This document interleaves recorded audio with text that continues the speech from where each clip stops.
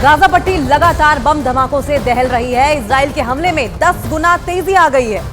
और ऐसे में नई रिपोर्ट यह है कि हमास के कई लड़ाकों और कमांडरों को इजराइल ने अब सुरंगों में ही जिंदा दफन कर दिया है।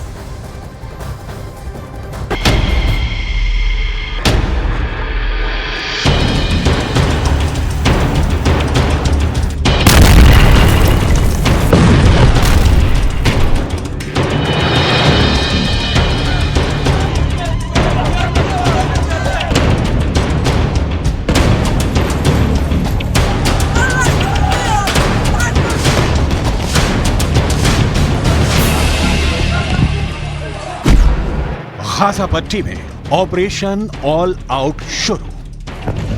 ईरान, सीरिया, तुर्की, जॉर्डन, लेबनान और मिस्र को लग रहा था कि इजरायली सेना जमीन पर जंग करने से डर रही है, लेकिन गाजा युद्ध के ठीक 20 दिन बाद इजरायली सेना ने ऐसा सर्वनाश गाजा में मचाया है कि अब तक गाजा में हमास के 25 से ज्यादा टॉप कमांडर मारे जा चुके हैं, जबकि लेबनान बॉर्डर पर हिजबुल्लाह के 48 से ज्यादा लड़ाके मारे जा चुके हैं। हम आपको दिखाने जा रहे हैं कि कैसे इजरायल ने गाजा पट्टी के उत्तरी इलाके में जमीन, आकाश और समंदर के रास्ते हमास लड़ाकों को रौंदना शुरू कर दिया है। हम आपको ये भी बताने जा रहे हैं कि क्यों प्रधानमंत्री नेतन्याहू ने कहा कि गाजा में दूसरे चरण का युद्ध शुरू हो चुका है और अब इजरायल की आईडीएफ ऑपरेशन ऑल आउट से पूरे गाजा में मौजूद हमास लड़ाकों को जमीन में जिंदा ही दफन करने लगी है।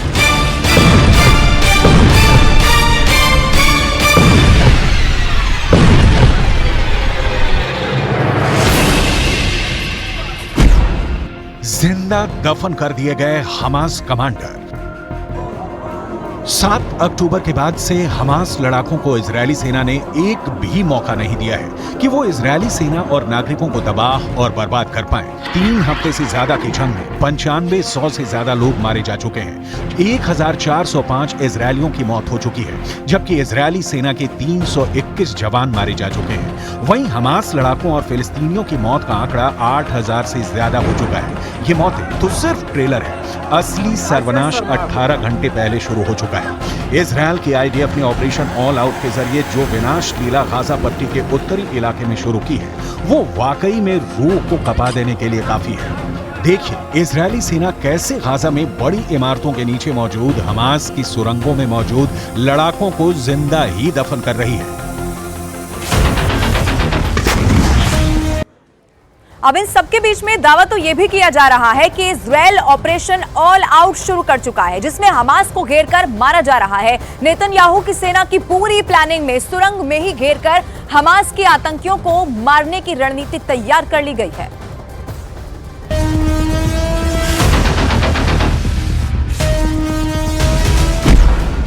गाजा पट्टी में ऑपरेशन ऑल आउट शुरू। इजरायल की एयरफोर्स ने गाजा पट्टी, वेस्ट बैंक में 30,000 के करीब बड़ी इमारतों को कारपेट बॉम्बिंग के जरिए मिट्टी में मिला दिया है। आईडीएफ के दावों के मुताबिक इमारतों के नीचे मौजूद हमास की सुरंगों में मौजूद हमास लड़ाके जिंदा ही दफन होने लगे हैं। जैसे इजरायल के F-16 और F-35 फाइटर जेट बम और मिसाइलों से इमारतें उड़ाई जा रही हैं, वैसे ही इमारतों के नीचे मौजूद सुरंगों पर बिल्डिंग का मलबा कब्र बनकर गिर रहा है। हमास के सामने दिक्कत यह है कि अगर वो सुरंग से बाहर आते हैं तो इजरायली सेना पिन पॉइंट से सीधे बम उस पर दाग देगी, और अगर वो सुरंग में रहते हैं तो तबाह इमारतों के नीचे मौजूद सुरंगें मलबे में दब रही हैं। आईडीएफ के मुताबिक अब सुरंगों में मौजूद कम से कम हमास के 25 टॉप कमांडर और उनके पूरे परिवार मारे जा चुके हैं, जबकि 500 के करीब हमास लड़ाके जिंदा ही सुरंगों में दफन हो चुके हैं, जो अब कभी भी सुरंगों से बाहर नहीं निकल पाएंगे।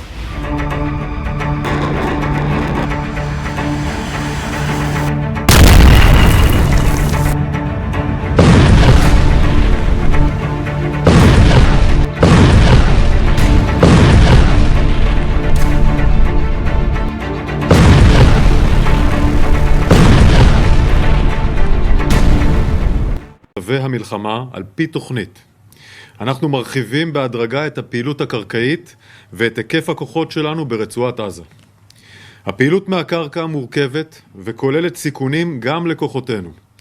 נעשה כל שביכולתנו מהאוויר, מהים ומהיבשה על מנת להבטיח את ביטחון כוחותינו ולהשיג את מטרות המלחמה.